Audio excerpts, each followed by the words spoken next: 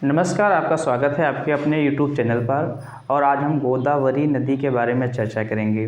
सबसे पहले हम देखते हैं कि ये हमारा प्रायद्वीपीय भारत का एरिया है और प्रायद्वीपीय भारत में जो बहने वाली अधिकांश नदियाँ होती हैं वो मौसम पर आधारित होती हैं, अर्थात मौसमी होती हैं।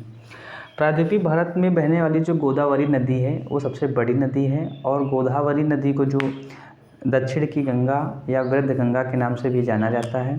इस नदी की जो कुल लंबाई है वो 1465 किलोमीटर है।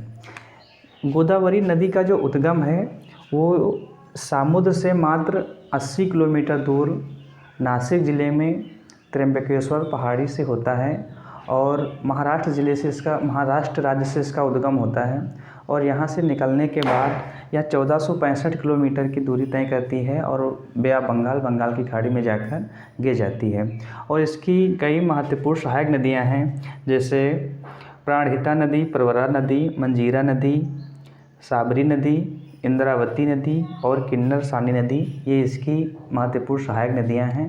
और मुख्य रूप से जो गोदावरी नदी है वो महाराष्ट्र, आंध्र प्रदेश और तेलंगाना राज्यों से होकर गुजरती है और इसका जो अपवाद क्षेत्र है महाराष्ट्र, तेलंगाना, आंध्र प्रदेश, छत्तीसगढ़, उड़ीसा राज्यों तक विस्तृत है।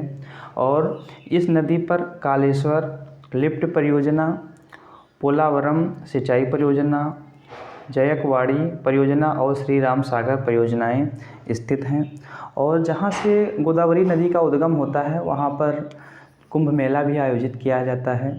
और यह नदी हमारे प्रायद्वीपीय भारत की सबसे बड़ी नदी है और इसका काफ़ी महत्व है, इसीलिए इसको दक्षिण की गंगा या वृद्ध गंगा के नाम से भी जाना जाता है। और इसकी जो कुल लंबाई मैंने पहले ही बता दी है 1465 किलोमीटर है और गंगा के बाद यही नदी सबसे बड़ी नदी है भारत की, जिसकी इसकी जो है लंबाई है। और आशा है आपको ये वीडियो हमारा समझ में आ गया होगा इतने कम समय में। और अगर आपको वीडियो अच्छा लगा हो तो चैनल को सब्सक्राइब करें, लाइक करें। धन्यवाद।